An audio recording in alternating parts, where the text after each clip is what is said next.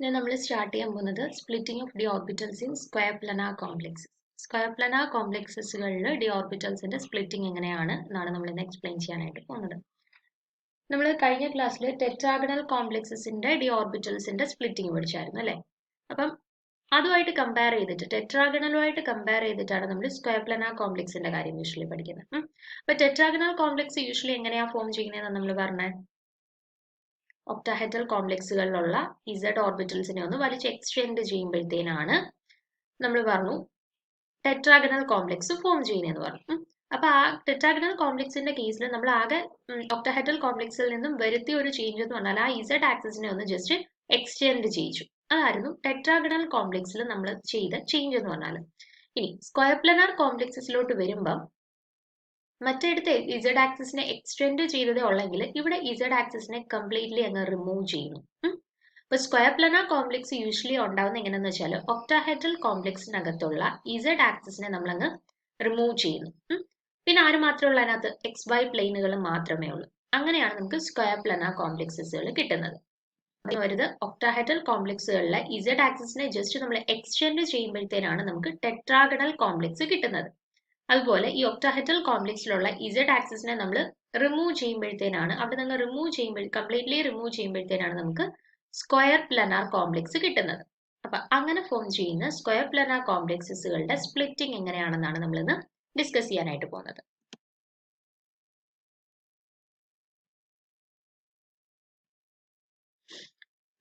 Okay. In an octahedral complex, the ligands lying along the z-axis drop out completely. The square planar complex is formed. എങ്ങനെയാണ് square planar complex form ചെയ്യുന്നത്? Octahedral കോംപ്ലക്സിനകത്തുള്ള Z ആക്സിസുകളെ നമ്മൾ completely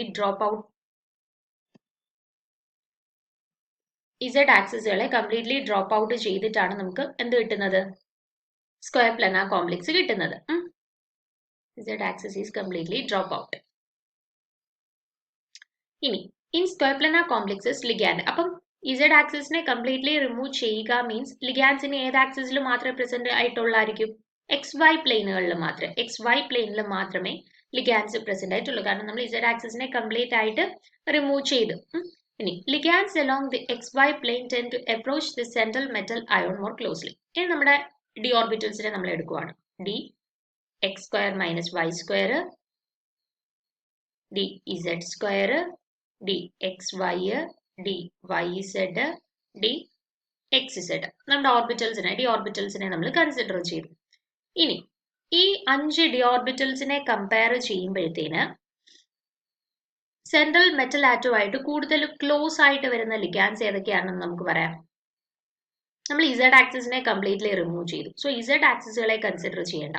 X Y പ്ലെയിനിൽ കിടക്കുന്ന നമ്മൾ Z ആക്സിസിനെ completely remove ചെയ്തു. എക്സ് വൈ പ്ലെയിനുകൾ മാത്രമേ ഇപ്പൊ നമ്മുടെ സ്ക്വയർ പ്ലാനാർ കോംപ്ലക്സുകളിൽ ഉള്ളൂ. സോ എക്സ് വൈ പ്ലെയിനിൽ കിടക്കുന്ന ഡി ഓർബിറ്റൽസിനായിരിക്കും മെറ്റലുമായിട്ട് കൂടുതൽ ക്ലോസ് ആയിട്ട് വരുന്നത്. അതായത് ആരൊക്കെയായിരിക്കും?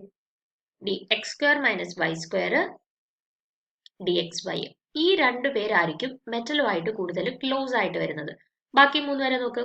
D Z square, D Y Z, D X Z. ഈ 3 പേരും ഇസഡ് പ്ലെയിനിൽ കിടക്കുന്നവരാണ്. അപ്പൊ നമ്മൾ ഇസഡ് ആക്സിസിനെ കംപ്ലീറ്റ് ആയിട്ട് റിമൂവ് ചെയ്തു എന്ന് പറഞ്ഞു ഈ കേസിൽ. അതുകൊണ്ട് തന്നെ ഈ 3 പേര് ഇസഡ് പ്ലെയിനിൽ കിടക്കുന്ന D Z square, D Y Z, D X Z, ഈ 3 പേർക്ക് മെറ്റലുമായിട്ട് ഉണ്ടാകുന്ന ഇന്ററാക്ഷൻ എന്ന് പറഞ്ഞാൽ ഭയങ്കര കുറവായിരിക്കും. അതാണ് ഈ പറഞ്ഞിരിക്കുന്നത്. Ligands along the X Y plane tend to approach the central metal atom more closely. X Y പ്ലെയിനിൽ കിടക്കുന്ന ലിഗാൻസ് ആയിരിക്കും സെൻട്രൽ മെറ്റലുമായിട്ട് കൂടുതൽ ക്ലോസ്ഡ് ആയിട്ട് വരാനുള്ള സാധ്യത കൂടുതലുള്ളത്. D orbitals in the X Y plane experience more repulsion and hence there is an increase in energy of the D X square minus Y square orbital. ഇനി ഇപ്പൊ നമ്മൾ പറഞ്ഞു മെറ്റലുമായിട്ട് കൂടുതൽ ക്ലോസ്ഡ് ആയിട്ട് വരാൻ സാധ്യതയുള്ള 2 പേര് ഈ എക്സ് വൈ പ്ലെയിനിൽ കിടക്കുന്ന D X square minus Y സ്ക്വയറും ഡി എക്സ് വൈ ആണെന്ന് പറഞ്ഞു. അങ്ങനെയാണെന്നുണ്ടെങ്കിൽ മെറ്റലുമായിട്ട് കൂടുതൽ ക്ലോസ്ഡ് വരുന്നത് ഈ ഡി ഓർബിറ്റൽസ് ആണെന്നുണ്ടെങ്കിൽ അവിടെ കൂടുതൽ റിപ്പൽഷൻ എക്സ്പീരിയൻസ് ചെയ്യാനുള്ള ചാൻസ് ഈ 5 പേരിൽ ആർക്കായിരിക്കും? D X square minus Y സ്ക്വയറും ഡി സെഡ് സ്ക്വയർ അവർക്കായിരിക്കും. അവരാണ് മെറ്റലുമായിട്ട് ക്ലോസ്ഡ് ആയിട്ട് വരുന്നത്. സോ ആ ഇലക്ട്രോൺസ് തമ്മിൽ റിപ്പൽഷൻ നടക്കാനുള്ള കൂടുതൽ ചാൻസ് ഉള്ളതും D X square minus Y സ്ക്വയറിലും ഡി എക്സ് വൈ ഓർബിറ്റൽസിലുമാണ് റിപ്പൽഷൻ കൂടുതൽ എക്സ്പീരിയൻസ് ചെയ്യാനുള്ള ചാൻസ്. റിപ്പൽഷൻ ഇവർക്ക് കൂടുതൽ എക്സ്പീരിയൻസ് ചെയ്യുക മീൻസ് ആർക്കായിരിക്കും കൂടുതൽ എനർജി എക്സ്പീരിയൻസ് ചെയ്യുന്നത്? D X square minus Y സ്ക്വയറിനും ഡി എക്സ് വൈക്കും ആയിരിക്കും കൂടുതൽ എനർജിയും എക്സ്പീരിയൻസ് ചെയ്യുന്നത്. Since there is no ligands in the Z axis, dz square, dxz, dyz experience much lower repulsion and the energy is also much lower in the compare with the tetragonal complex. ഇനി നമ്മൾ octahedral കോംപ്ലക്സിനെ compare ചെയ്തിട്ടായിരുന്നു tetragonal കോംപ്ലക്സിന്റെ കേസിൽ splitting വന്നത്. ഇനി നമ്മൾ tetragonal കോംപ്ലക്സിനെ compare ചെയ്തിട്ടാണ് square planar കേസിൽ നമ്മൾ splitting explain ചെയ്യുന്നത്. അപ്പൊ നോക്കേ, നമ്മൾ പറഞ്ഞായിരുന്നു ടെട്രാഗണൽ കോംപ്ലക്സിൽ നമ്മൾ ഇസഡ് ആക്സിസിനെ കംപ്ലീറ്റ്ലി റിമൂവ് ചെയ്തായിരുന്നോ? ഇല്ല, ജസ്റ്റ് എക്സ്റ്റെൻഡ് ചെയ്തതേ ഉള്ളൂ. അതായത് എക്സ് വൈ പ്ലെയിനിൽ കിടക്കുന്നവരെക്കാട്ടിലും മെറ്റലിൽ നിന്നുള്ള ഡിസ്റ്റൻസ് കൂട്ടി, അതായത് ഒന്ന് വലിച്ച് എക്സ്റ്റെൻഡ് ചെയ്തതേ ഉള്ളായിരുന്നു. പക്ഷെ ഈ സ്ക്വയർ പ്ലാനാർ കോംപ്ലക്സ് വന്നപ്പോഴത്തേന് നമ്മൾ ആ എക്സ്റ്റെൻഡ് ചെയ്ത ഇസഡ് ആക്സിസിനെ കംപ്ലീറ്റ്ലി അങ്ങ് റിമൂവ് ചെയ്തേക്കുവാണ്. അപ്പം ഏത് കേസിലായിരിക്കും ഇസഡ് ആക്സിസിൽ കിടക്കുന്നവർ, അതായത് D X Z, D Y Z, D Z square, ഈ മൂന്ന് പേർക്ക് ടെട്രാഗണലിലും സ്ക്വയർ പ്ലാനാറിലൂടെ കമ്പയർ ചെയ്യുവാണെങ്കിൽ എവിടെ ആയിരിക്കും റിപ്പൽഷൻ കുറച്ചെങ്കിലും കൂടുതലുള്ളത്? അല്ലെങ്കിൽ എവിടെ ആയിരിക്കും റിപ്പൽഷൻ ഒട്ടും സാധ്യമല്ലാത്തത്? റിപ്പൽഷൻ കുറച്ചെങ്കിലും എക്സ്പീരിയൻസ് ചെയ്യുന്നത് ടെട്രാഗണലിലായിരിക്കും. കാരണം അവിടെ അവര് ഇസഡ് ആക്സിസിനെ നമ്മൾ റിമൂവ് ചെയ്തില്ല, ഒന്ന് എക്സ്റ്റെൻഡ് ചെയ്തതേ ഉള്ളൂ. സോ അവിടെ ചെറിയ രീതിയിൽ റിപ്പൽഷൻ നടക്കാനുള്ള സാധ്യതയുണ്ട് ഡി സെഡ് സ്ക്വയറിലും ഡി എക്സ് സെഡും ഡി വൈ സെഡിലും. പക്ഷെ സ്ക്വയർ പ്ലാനാർ വന്നപ്പോഴത്തേനും നമ്മൾ ഇസഡ് ആക്സിസിനെ കംപ്ലീറ്റ്ലി റിമൂവ് ചെയ്തു. സോ ടെട്രാഗണലിനെ കമ്പയർ ചെയ്യുമ്പോഴത്തേന് D X Z, D Y Z, D Z square, ഈ മൂന്ന് പേർക്ക് എക്സ്പീരിയൻസ് ചെയ്യുന്ന റിപ്പൽഷൻ നല്ല കുറവായിരിക്കും സ്ക്വയർ പ്ലാനാറിലോട്ട് വരുമ്പോഴത്തേനും. അതാണ് ഈ പറഞ്ഞിരിക്കുന്നത്. Since there is no ligands along Z axis, Z ആക്സിസിൽ ലിഗാൻഡ് ഒന്നുമില്ല, ഇസഡ് ആക്സിസിനെ നമ്മൾ കംപ്ലീറ്റ്ലി റിമൂവ് ചെയ്തു. അതുകൊണ്ട് തന്നെ ഇസഡ് ആക്സിസിൽ കിടക്കുന്ന D orbitals, D Z square, D X Z, D Y Z, അവർക്ക് എക്സ്പീരിയൻസ് ചെയ്യുന്ന റിപ്പൽഷൻ എന്ന് പറഞ്ഞാൽ മച്ച് ലോവർ ആയിരിക്കും, നല്ല കുറവായിരിക്കും. അതുപോലെ തന്നെ റിപ്പൽഷൻ കുറവായതുകൊണ്ട് തന്നെ അവർക്ക് എക്സ്പീരിയൻസ് ചെയ്യുന്ന എനർജിയും നല്ല കുറവായിരിക്കും. ആരെ കമ്പയർ ചെയ്യുമ്പോൾ? ടെട്രാഗണൽ കോംപ്ലക്സിനെ വെച്ചിട്ട് കമ്പയർ ചെയ്യുമ്പോഴത്തേന്. ക്ലിയർ ആയോ? അപ്പൊ അത് നമ്മള് ഫിഗർ വഴി കാണിക്കുകയാണെന്നുണ്ടെങ്കിൽ നമ്മള് ടെട്രാഗണലിന്റെ കേസിൽ സ്പ്ലിറ്റിംഗ് പറഞ്ഞത് എങ്ങനെയായിരുന്നു?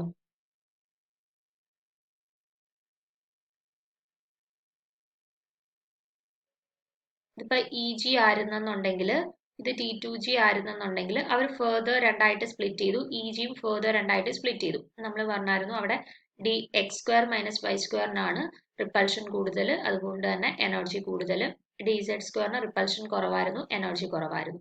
കേസിൽ വന്നപ്പോഴത്തേന് എക്സ് വൈ പ്ലെയിനിൽ കിടക്കുന്നവർക്കായിരുന്നു റിപ്പൽഷൻ കൂടുതൽ, എനർജി കൂടുതൽ. എക്സ് ഇസഡ്, വൈ ഇസഡ് കിടക്കുന്നവര് ഇസഡ് പ്ലെയിനിലാണ് കിടക്കുന്നത്, അതുകൊണ്ട് തന്നെ അവർക്ക് എക്സ്പീരിയൻസ് ചെയ്ത റിപ്പൽഷൻ കുറവായിരുന്നു, അതുകൊണ്ട് തന്നെ എനർജി കുറവായിരുന്നു. ഇത് ഏതിന്റെ കേസിലാണ്? ടെട്രാഗണലിന്റെ കേസിൽ. നമ്മൾ ഇനിയും പറയാൻ പോകുന്നത് സ്ക്വയർ പ്ലാനാറിന്റെ കേസ്. സ്ക്വയർ പ്ലാനാറിന്റെ കേസിൽ വരുമ്പോഴത്തേന് ഇതിൽ നിന്ന് എന്ത് വ്യത്യാസമാണ് വരുന്നതെന്ന് ചോദിച്ചാല്, സ്ക്വയർ പ്ലാനാർ വന്നപ്പോഴത്തേന് നമ്മൾ ഇസഡ് ആക്സിസിനെ കംപ്ലീറ്റ്ലി റിമൂവ് ചെയ്തു എന്ന് പറഞ്ഞായിരുന്നു. അതായത് ഈ എക്സ് വൈക്ക് എക്സ്പീരിയൻസ് ചെയ്യുന്ന റിപ്പൽഷന്റെ അത്രയും പോലും റിപ്പൽഷൻ ആർക്ക് എക്സ്പീരിയൻസ് ചെയ്യത്തില്ല? ഈ ഇസഡ് ഓർബിറ്റൽസിന്, ഇസഡ് ഡി ഓർബിറ്റൽസിന് എക്സ്പീരിയൻസ് ചെയ്തില്ല. കാരണം ഇവിടെ ഇസഡ് ആക്സിസിനെ നമ്മൾ സ്ക്വയർ പ്ലാനാറിന്റെ കേസിൽ ഇസഡ് ആക്സിസിനെ നമ്മൾ കംപ്ലീറ്റ്ലി റിമൂവ് ചെയ്തു. ആ ഒരു റീസൺ കൊണ്ടിട്ട് ഈ ഡി എക്സ് വൈ പ്ലെയിനിനെ എക്സ്പീരിയൻസ് ചെയ്യുന്ന അത്ര പോലും റിപ്പൽഷൻ ആർക്ക് കിട്ടത്തില്ല? D Z square. അത് മുഖാന്തരം ഇവിടെ ഉണ്ടാകുന്ന ചേഞ്ച് എന്ന് പറഞ്ഞാൽ ഇവിടെ ഇതുപോലെ തന്നെ D X square minus Y സ്ക്വയറിനായിരിക്കും കൂടുതൽ റിപ്പൽഷൻ എക്സ്പീരിയൻസ് ചെയ്യുന്നത്. പിന്നെ ഒരു ഡിഫറൻസ് എന്ന് പറഞ്ഞാൽ ഡി ഇസഡ് സ്ക്വയറിന്റെ റിപ്പൽഷൻ എന്ന് പറഞ്ഞാൽ ഇവിടെ എക്സ്പീരിയൻസ് ചെയ്യുന്ന റിപ്പൽഷനെ കാട്ടി നല്ല കുറയും. ഡി ഇസഡ് സ്ക്വയറിന്റെ റിപ്പൽഷൻ നന്നായിട്ടങ്ങ് കുറയും. ഇനി ഇവിടെ എന്താ സംഭവിക്കുന്നതെന്ന് വെച്ചാൽ ഡി എക്സ് വൈക്ക് ഇവിടെ എക്സ്പീരിയൻസ് ചെയ്യുന്ന റിപ്പൽഷൻ ഇതിനെക്കാട്ടി കുറവായിരുന്നു. പക്ഷെ ഇവിടെ ഇസഡ് സ്ക്വയറിനെ കംപ്ലീറ്റ്ലി അങ്ങ് റിമൂവ് ചെയ്തപ്പോഴത്തേന് ഇസഡ് സ്ക്വയറിനെ എക്സ്പീരിയൻസ് ചെയ്യുന്ന റിപ്പൽഷനെ കാട്ടി കൂടുതൽ റിപ്പൽഷൻ ആയിരിക്കും ആർക്ക് എക്സ്പീരിയൻസ് ചെയ്യുന്നത്? എക്സ് വൈ പ്ലെയിനിൽ കിടക്കുന്നവർക്ക് എക്സ്പീരിയൻസ് ചെയ്യുന്നത്. അതുകൊണ്ട് തന്നെ ഈ എക്സ് വൈ പ്ലെയിനിലുള്ള അല്ലെങ്കിൽ ഡി എക്സ് വൈ ആക്സിസിന്, ഡി എക്സ് വൈ ഓർബിറ്റൽസിന് ഈ ഡി ഇസഡ് സ്ക്വയറിനെക്കാട്ടിൽ കുറച്ചും കൂടെ കൂടുതൽ റിപ്പൽഷനും എക്സ്പീരിയൻസ് ചെയ്യും. അതുകൊണ്ട് തന്നെ ഇയാളുടെ എനർജി കൂടുകയും ചെയ്യും. അതുകൊണ്ട് നമ്മൾ വരയ്ക്കുമ്പോഴത്തേന് ഇതങ്ങ് മുകളിലോട്ട് പോകും. ഡി ഇസഡ് സ്ക്വയറിന്റെ എനർജിയെക്കാട്ടിലും കൂടുതൽ ആർക്കായി പോകും? അതായത് ഇവിടെ കിടന്ന T2G ഓർബിറ്റലിന് ഈ EG ആദ്യം കിടന്ന EG ഓർബിറ്റൽസിനെക്കാട്ടിലെ എനർജി കൂടി XY പ്ലെയിൻ. അപ്പൊ അതിന്റെ റീസൺ മനസ്സിലായോ? ഈ കേസിൽ Z2 നമ്മൾ കംപ്ലീറ്റ്ലി അങ്ങ് റിമൂവ് ചെയ്തതാണ്. സോ XY പ്ലെയിനിൽ കിടക്കുന്നവരെക്കാട്ടിൽ എനർജി കുറവായിരിക്കും DZ2 ഓർബിറ്റലിന്. കാരണം Z2 നമ്മൾ കംപ്ലീറ്റ്ലി റിമൂവ് ചെയ്തു. പിന്നെ ബാക്കി ഏറ്റവും ലോവർ എനർജി DXZ DYZ. അപ്പൊ ഇങ്ങനെയാണ് സ്ക്വയർ പ്ലനാറിന്റെ കേസിൽ സ്പ്ലിറ്റിംഗ് നടക്കുന്നത്. അപ്പം നിങ്ങൾ പഠിക്കുമ്പോഴത്തേന് ടെട്രാഗണൽ പഠിക്കുമ്പോൾ ഒക്ടാഹെഡ്രലുമായിട്ട് കമ്പയർ ചെയ്തിട്ട് ടെട്രാഗണൽ പഠിക്കണം. ഇനി സ്ക്വയർ പ്ലനാർ പഠിക്കുമ്പോഴത്തേന് ടെട്രാഗണൽ പഠിക്കുമ്പോഴത്തേന് ഒക്ടാഹെഡ്രലുമായിട്ട് കമ്പയർ ചെയ്ത് പഠിക്കണം. സ്ക്വയർ പ്ലനാർ പഠിക്കുമ്പോഴത്തേന് ടെട്രാഗണലുമായിട്ട് കമ്പയർ ചെയ്ത് പഠിക്കണം. ഇത് തമ്മിൽ എന്ത് ഡിഫറൻസ് ആണ് സംഭവിക്കുന്നത് എന്നുള്ളത്. ഇവിടെ നമ്മൾ ഇസഡ് ആക്സിസിനെ ജസ്റ്റ് ഒന്ന് എക്സ്റ്റെൻഡ് ചെയ്യുന്നതേ ഉള്ളായിരുന്നു. പക്ഷെ ഇവിടെ എത്തിയപ്പോഴത്തേന് ഇസഡ് ആക്സിസിനെ കംപ്ലീറ്റ്ലി അങ്ങ് റിമൂവ് ചെയ്തു. സോ ഇസഡ് ആക്സിസിൽ കിടക്കുന്നവരുടെ റിപ്പൾഷനും നന്നായിട്ട് അങ്ങ് കുറഞ്ഞു, അതുവഴി എനർജിയും നന്നായിട്ട് അങ്ങ് കുറഞ്ഞു. സോ ഇസഡ് ആക്സിസുകൾക്കായിരിക്കും ഏറ്റവും ലോവസ്റ്റ് എനർജി. ഇനി ഓർഡർ പഠിച്ചു വെച്ചിരിക്കണം. ഓർഡർ ആണ് ഇമ്പോർട്ടന്റ്. ഏറ്റവും ലോവസ്റ്റ് എനർജി വരുന്നത് DXZ DYZ, അത് കഴിഞ്ഞ് ഇത്തിരിയുടെ എനർജി കൂടുതൽ DZ2, അതിനെക്കാട്ടി ഇത്തിരിയുടെ എനർജി കൂടുതൽ DXY, അതിനെക്കാട്ടി ഇത്തിരിയുടെ എനർജി കൂടുതൽ DX2 -Y2. ഈ ഓർഡർ പഠിച്ചു വെച്ചിരിക്കണം. ആ സ്പ്ലിറ്റിംഗ് ആണ് ഈ കാണിച്ചിരിക്കുന്നത്. നമ്മൾ വരച്ചത് തന്നെ കാണിച്ചിരിക്കുകയാണ്. ഏറ്റവും എനർജി കുറവ് DXZ YZ, അതിനെക്കാട്ടി ഇത്തിരി എനർജി കൂടുതൽ DZ2, അതിനെക്കാട്ടി കൂടുതൽ DXY, അതിനെക്കാട്ടി കൂടുതൽ DX2 -Y2. അതാണ് ഏറ്റവും റിപ്പൾഷൻ എക്സ്പീരിയൻസ് ചെയ്യുന്നത്, അതുവഴി ഏറ്റവും എനർജി. കുറച്ച് പോയിന്റ്സ് എഴുതിയിട്ടുണ്ട്. Crystal field splitting in square planar complex delta SP is greater than octahedral complex. നമ്മൾ T2G EG ആ ഒരു എനർജി ഡിഫറൻസിനെ ഒക്ടാഹെഡ്രൽ കോംപ്ലക്സിലെ ഡെൽറ്റ O, ആ സ്പ്ലിറ്റിങ്ങിനെ ഡെൽറ്റ O വെച്ചിട്ടല്ലേ ഡിനോട്ട് ചെയ്യുന്നത്. അതുപോലെ സ്ക്വയർ പ്ലാനാർ കോംപ്ലക്സിൽ ക്രിസ്റ്റൽ ഫീൽഡ് സ്പ്ലിറ്റിങ്ങിനെ നമ്മൾ ഡെൽറ്റ SP വെച്ചിട്ടാണ് ഡിനോട്ട് ചെയ്യുന്നത്. Crystal field splitting in square planar complex delta SP. അപ്പം എന്താ പറഞ്ഞിരിക്കുന്നത്? ഡെൽറ്റ SPയും ഡെൽറ്റ Oയും തമ്മിലുള്ള റിലേഷൻ. സ്ക്വയർ പ്ലാനാർ കോംപ്ലക്സിന്റെ കേസിൽ ക്രിസ്റ്റൽ ഫീൽഡ് സ്പ്ലിറ്റിംഗ് എന്ന് പറഞ്ഞാൽ greater than octahedral complex. Octahedral കോംപ്ലക്സിൽ എക്സ്പീരിയൻസ് ചെയ്യുന്ന ക്രിസ്റ്റൽ ഫീൽഡ് സ്പ്ലിറ്റിങ്ങിനെക്കാട്ടിൽ കൂടുതലാണ് എവിടെ? ഒക്ടാഹെഡ്രൽ കോംപ്ലക്സിനെക്കാട്ടിൽ സ്പ്ലിറ്റിംഗ് കൂടുതലാണ് സ്ക്വയർ പ്ലാനാർ കോംപ്ലക്സിൽ എക്സ്പീരിയൻസ് ചെയ്യുന്നത്. അതാണ് കാണിച്ചിരിക്കുന്നത് ഡെൽറ്റ SPയും ഡെൽറ്റ Oയും തമ്മിലുള്ള റിലേഷൻ. ഡെൽറ്റ Oയുടെ കൂടെ ഇൻറ്റു 1.3 ചെയ്യുമ്പോൾ കിട്ടുന്ന വാല്യൂ ആയിരിക്കും ഡെൽറ്റ SPക്ക്. അപ്പൊ ഇക്വേഷൻ ഓർത്ത് വെച്ചിരിക്കും. ഇപ്പം ഡെൽറ്റ Oയുടെ വാല്യൂ തന്നിട്ട് കറസ്പോണ്ടിങ് ആയിട്ട് സ്ക്വയർ പ്ലാനാർ കോംപ്ലക്സ് ആയിരുന്നെന്നുണ്ടെങ്കിൽ സ്പ്ലിറ്റിംഗ് എത്രയാകും എന്ന് ചോദിച്ചാൽ എന്ത് ചെയ്താൽ മതി? ഒക്ടാഹെഡ്രൽ കോംപ്ലക്സിനൂടെ ഇൻറ്റു അതിന്റെ സ്പ്ലിറ്റിങ്ങിന്റെ കൂടെ ഇൻറ്റു 1.3 ചെയ്താൽ മതി. അപ്പം 1.3 ഇൻറ്റു ഡെൽറ്റ O ഒക്ടാഹെഡ്രൽ കോംപ്ലക്സിലെ സ്പ്ലിറ്റിംഗ് ചെയ്യുമ്പോഴത്തേനാണ് നമുക്ക് സ്ക്വയർ പ്ലാനാർ കോംപ്ലക്സിന്റെ സ്പ്ലിറ്റിംഗ് കിട്ടുന്നത്. ഇനി ഓർഡർ കൊടുത്തിട്ടുണ്ട്. നമ്മളിപ്പോൾ പറഞ്ഞത് തന്നെ ഏറ്റവും എനർജി കൂടുതലുള്ളതാണ് DX2 -Y2 എന്നാണ്. അത് കഴിഞ്ഞ് DXY, പിന്നെ DZ2, ഏറ്റവും ലോവസ്റ്റ് എനർജിയിൽ നിൽക്കുന്ന DXZ DYZ, കാരണം ഇവർക്കാണ് ഏറ്റവും കുറവ് റിപ്പൾഷൻ എക്സ്പീരിയൻസ് ചെയ്യുന്നത്. ഈ രണ്ട് കേസും മാത്രമേ ഉള്ളൂ ടെട്രാഗണൽ കോംപ്ലക്സിലും ടെട്രാഗണൽ കോംപ്ലക്സിലും സ്ക്വയർ പ്ലാനാർ കോംപ്ലക്സിലും അങ്ങോട്ടും ഇങ്ങോട്ടും ചേഞ്ച് വരുന്നത്. ടെട്രാഗണൽ ആയിരുന്നെങ്കിൽ ഇവിടെ DZ2 വന്നേനെ, ഇവിടെ DXY വന്നേനെ. ആ ഒരു ഡിഫറൻസ് ഉള്ളൂ. അതുകൊണ്ട് അത് തിരിഞ്ഞു വരുത് ഓർത്ത് വെച്ചിരിക്കണം. അപ്പൊ ആ ഡിഫറൻസ് വരാനുള്ള റീസൺ ഓർത്ത് വെച്ചോണം. ഒരിടത്ത് Z ആക്സിസിനെ നമ്മൾ എക്സ്റ്റെൻഡ് ചെയ്യുന്നതേ ഉള്ളായിരുന്നു, അടുത്തടുത്ത് Z ആക്സിസിനെ നമ്മൾ കംപ്ലീറ്റ്ലി അങ്ങ് റിമൂവ് ചെയ്തു. അതുകൊണ്ടാണ് ഈ ഡിഫറൻസ് വരുന്നത്. ഇനി ഒരു കാര്യം കൂടെ ഓർത്ത് വെച്ചിരിക്കുക. നമ്മൾ ക്രിസ്റ്റൽ ഫീൽഡ് സ്റ്റെബിലൈസേഷൻ എനർജി പറഞ്ഞപ്പോൾ പറഞ്ഞായിരുന്നു, ഇവർ തമ്മിലുള്ള സ്പ്ലിറ്റിംഗ് കൂടുതലാണെന്നുണ്ടെങ്കിൽ ഇവിടുന്ന് ഒരു ഇലക്ട്രോണിന് ഒരിക്കലും ഇങ്ങോട്ട് ചാടി പോകാനായിട്ട് പറ്റത്തില്ല. അതുകൊണ്ട് തന്നെ അവരെപ്പോഴും എന്തായിരിക്കത്തുള്ളൂ? ഈ സ്പ്ലിറ്റിംഗ് കൂടുതലാണെങ്കിൽ അവരെപ്പോഴും ഇവിടെ പെയർ ചെയ്തിരിക്കാനേ നോക്കത്തുള്ളൂ. അതായത് സ്പ്ലിറ്റിംഗ് കൂടുതലാണെങ്കിൽ യൂഷ്വലി ലോ സ്പിൻ കോംപ്ലക്സുകളെ മാത്രം ഫോം ചെയ്യും. ഇയാൾ ചാടി ഇങ്ങോട്ട് വന്നിരുന്നാൽ നമുക്ക് ഹൈ സ്പിൻ കോംപ്ലക്സുകളായിരിക്കും കിട്ടുന്നത്. പക്ഷേ ഒരു ഇലക്ട്രോൺ സ്പ്ലിറ്റിങ്ങിനെ ക്രോസ് ചെയ്ത് ഇങ്ങനെ പോകുന്നില്ല എന്നുണ്ടെങ്കിൽ അവർ ഇവിടെ പെയർ ചെയ്ത് താഴത്തെ ലോവർ എനർജിയിൽ തന്നെ ഒക്കുപൈ ചെയ്യും. അങ്ങനെ അവർ ലോ സ്പിൻ കോംപ്ലക്സ് ആയിരിക്കും ഫോം ചെയ്യുന്നതെന്നാണ് യൂഷ്വലി പറയുന്നത്. ഇവിടെ നമ്മൾ പറഞ്ഞു ഒക്ടാഹെഡ്രലിന്റെ സ്പ്ലിറ്റിങ്ങിനെക്കാട്ടിലും കൂടുതലാണ് സ്ക്വയർ പ്ലാനാറിന്റെ സ്പ്ലിറ്റിംഗ്, അതായത് നല്ല സ്പ്ലിറ്റിംഗ് ഉണ്ട്. അതുകൊണ്ട് ഇവിടെ ഇരിക്കുന്ന ഒരു ഇലക്ട്രോണിന് ചാടി ഇങ്ങോട്ട് പോകാൻ പറ്റുമോ?